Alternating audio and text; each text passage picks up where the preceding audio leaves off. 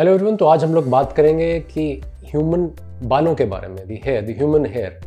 हमारे शरीर में कहाँ कहाँ बाल होते हैं, वो आखिर कैसे वो ग्रो करते हैं, क्या क्या चीज़ें उनकी ग्रोथ में रिक्वायरमेंट होती है, बाल झड़ना क्यों स्टार्ट कर देते हैं, उसके कारण क्या होते हैं, उसके सॉल्यूशंस क्या क्या होते हैं हमारे पास। तो आज इन्हीं सभी सवालों का हम लोग आपको इस वीडियो में जवाब देंगे। So I'm Dr. Ranjan Upadhyay. I am a consult dermatologist and hair transplant surgeon. I'm working as a director of Desmodum Skin and Laser Clinic, Vasant Kunj, New Delhi. So welcome to the video, everybody.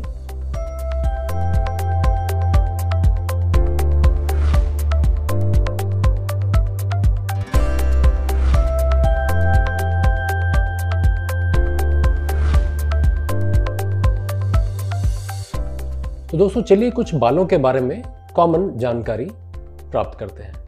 तो हमारे शरीर में बाल almost काफ़ी हिस्सों में बाल होते हैं, इंक्लूडिंग अगर मेल्स के बारे में बात करें स्पेशली, तो उनके सर में, बियर्ड एरिया में, चेस्ट में, अंडर आर्म्स में, हाथों में, बैक में, लेग्स में।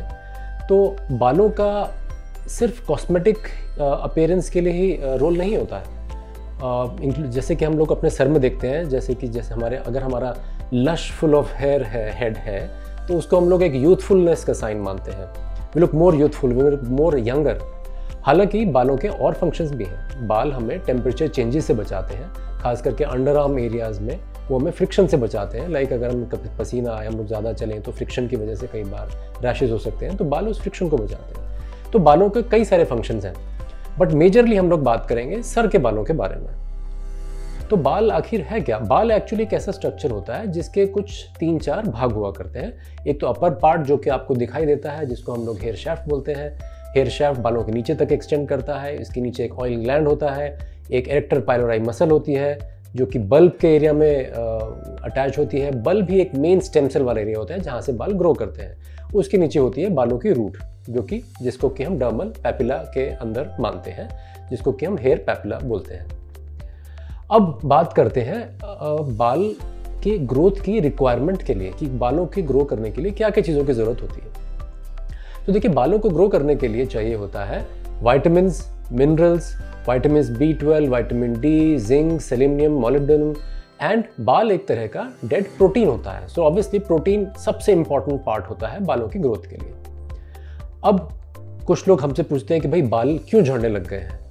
बाल झड़ने के रीजंस बहुत सारे होते हैं और कई सारे रीजंस का एक जो कॉम्बिनेशन होता है, उनकी वजह से बाल झड़ते हैं। मेल्स के बारे में अगर हम लोग बात करें स्पेशली, तो मेल्स के अंदर होता है हार्मोन, मेल हार्मोन, जिसको बोलते हैं टेस्टोस्टेरॉन।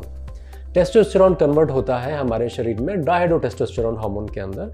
सो ये डायहाइड्रोटेस्टोस्टेरॉन, जिसको हम DHT के नाम से भी जानते हैं, ये एक मेन हार्मोन होता है जिसकी वजह से बालों की थिनिंग एंड इवेंचुअली बालों का लॉस स्टार्ट हो जाता है। और ये कई बार जेनेटिकली प्रोग्राम्ड होता है, यानी कि अगर आपके फैमिली में टेंडेंसीज हैं तो आपके बाल थोड़ा जल्दी झड़ेंगे उसी स्पीड से।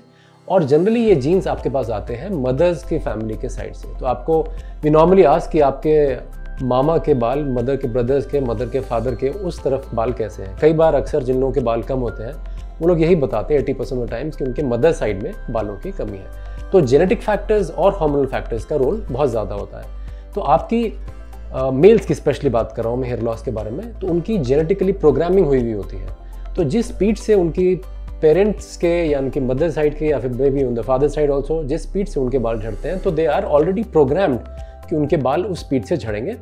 और मेल हार्मोन लाइक DHT उसमें और हेल्प और कंट्रीब्यूट करता है। तो ये तो हो गया मेजर रीज़न मेल्स में हेयर लॉस का। But then there are other factors also, like आपकी डाइट के बारे में। तो आपको विटामिन्स का आपको देखना होगा, vitamin D, B12, iron, calcium, zinc, molybdenum. So कई सारे न्यूट्रिशन डेफिशिएंसीज भी कई बार हेयर लॉस इंड्यूस करती है। और इसके अलावा कुछ फैक्टर्स आते हैं, जैसे कि स्ट्रेस का भी रोल होता है। इसके अलावा सीजनल चेंजेस का रोल होता है। कई बार मानसून सीजन में आप देखेंगे कि बाल बहुत ज़्यादा झड़ते हैं, वो सीजनल चेंज है। तो 50-100 बाल झड़ना साल में 1 या 2 महीने बहुत ज़्यादा मायने नहीं रखता। अगर इससे ज़्यादा झड़ रहे हैं या फिर इससे ज़्यादा ड्यूरेशन तक झड़ते जा रहे हैं, then yes, you should see a trichologist or a dermatologist near you, somebody who's trained to treat hair loss. अब आते हैं, अब हमने बात कर लिया हार्मोन्स के बारे में, हमने बात कर लिया जीन्स के बारे में, हमने बात कर लिया सीजनल चेंजेस के बारे में, हमने बात कर लिया स्ट्रेस के बारे में।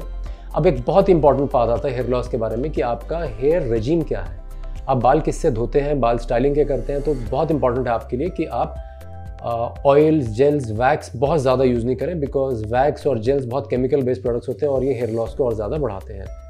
इसके अलावा कई बार ड्रायर्स का यूजेज, ओवर यूजेज आपको कम करना चाहिए, because as I told you कि बाल एक तरह का डेड प्रोटीन है। अगर आप हीटेड ड्रायर्स बहुत ज़्यादा यूज़ करेंगे तो बाल बहुत ज़्यादा झड़ेंगे। इसी के अलावा स्टीम या सोना को बहुत ज़्यादा यूज़ भी बालों के लिए हानिकारक है।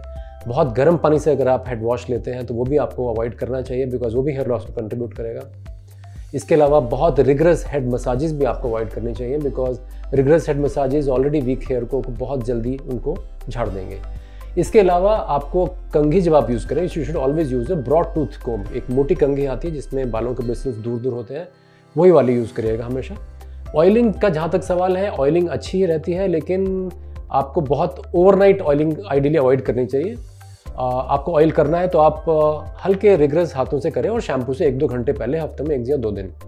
सो that much of oiling is considered to be good for hair growth. तो ये कुछ जनरल कॉजेज में रीजंस मैंने आपको बताया आज हेयर लॉस के बारे में।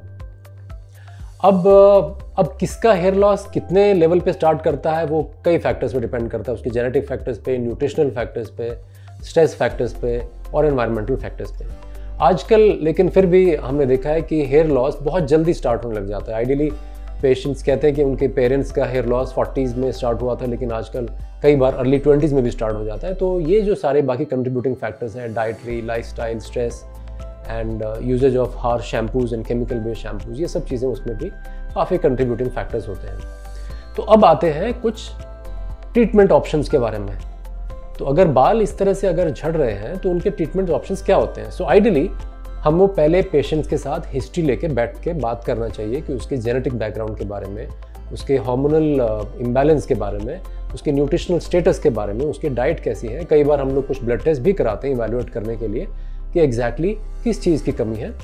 जब हमें पता चल जाता है कि क्या चीज़ें हैं तो फिर उन सभी चीज़ों को हम लोग न्यूट्रिशनली सप्लीमेंट करते हैं। इसके अलावा कुछ और भी मेडिसिन होती हैं, जैसे कि फिनेस्ट्राइड, मिनॉक्सिल बेस भी कई बार हम लोग काउंसलिंग करके, बातचीत करके ट्रीटमेंट भी हम लोग स्टार्ट कर सकते हैं। मैं उम्मीद करता हूं कि आपको मेरा ये वीडियो इन्फॉर्मेटिव लगा होगा और आपको पसंद आया होगा और आपके काम आएगा। और अगर आप इसके बारे में कुछ और भी जानकारी लेना चाहते हैं तो यू आर मोस्ट वेलकम। तो आप अपने कमेंट्स छोड़ सकते हैं या फिर you can email the questions to me.